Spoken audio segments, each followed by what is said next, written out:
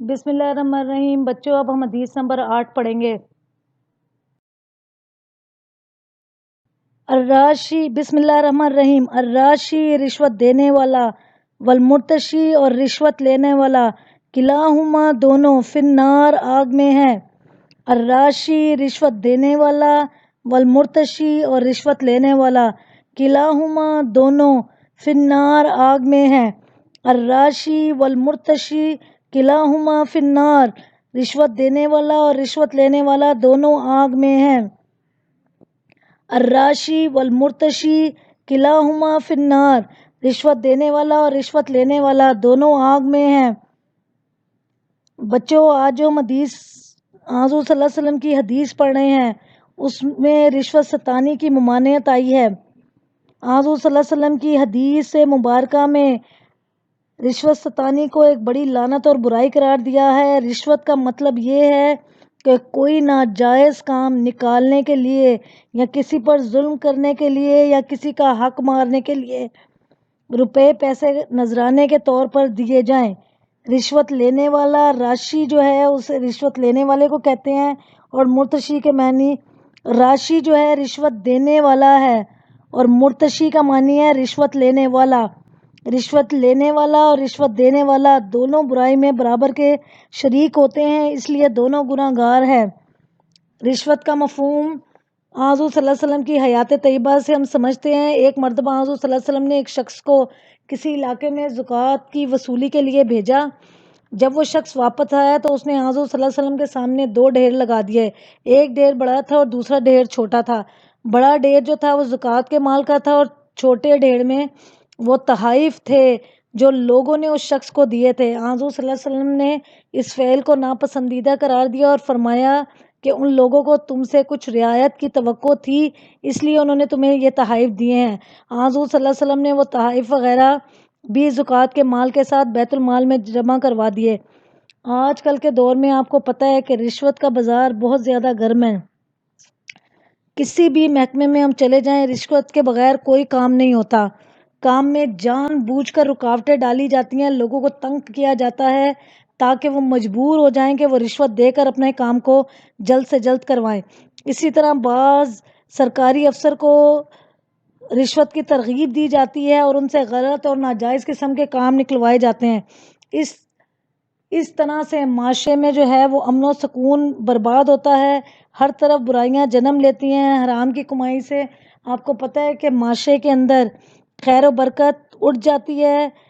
حرام کی کمائی جو ہے وہ حرام کے کاموں میں ہی صرف ہوتی ہے، اور یوں رشوت کی وجہ سے ایک معاشرے میں برائیاں جو ہیں وہ بڑی تیزی سے جنم لیتی ہیں۔ آپ کو پتہ ہے کہ ایک معمولی سرکاری افسر جو ہے اس کی تنخواہ اس قدر کم ہوتی ہے کہ وہ مشکل سے اپنی گزر بسر کرتا ہے، لیکن اگر وہ اپنی زندگی آرام و سکون سے گزارنا چاہتا ہے تو اس کو چاہیے کہ وہ اپنی کم آمدنی میں ہی اپنی زندگی کو بہتر طریقے سے گزارے۔ جو دیانتدار افسر ہوگا وہ بڑی سادگی سے اور تنگی کے ساتھ گزارا کرے گا۔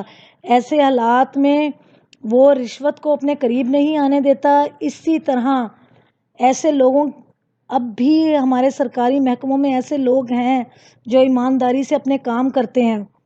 اس وقت ہمارا معاشرہ جن بے شمار برائیوں میں گھرا ہوا ہے ان میں سے سر فہرست برائی جو ہے وہ رشوت ہے۔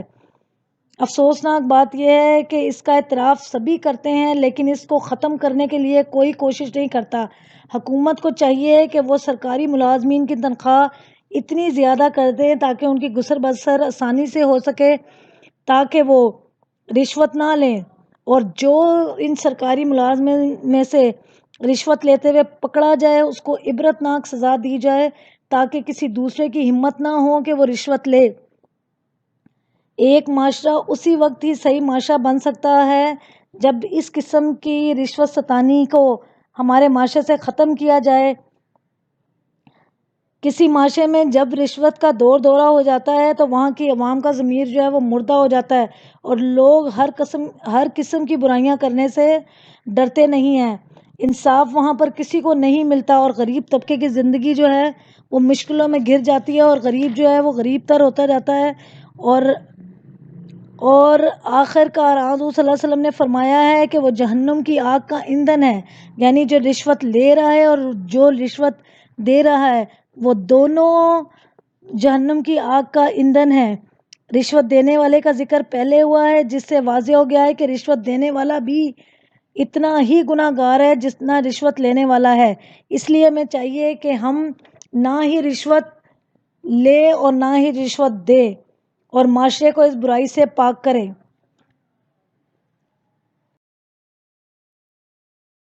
بچوں، اب میں آپ کو ہوم ورک دے رہی ہوں، معاشرے سے رشوت کا خاتمہ کیسے ممکن ہے، راشی اور مرتشی میں کیا فرق ہے، معاشرے میں رشوت سے کون کون سی برائیاں پیدا ہوتی ہیں۔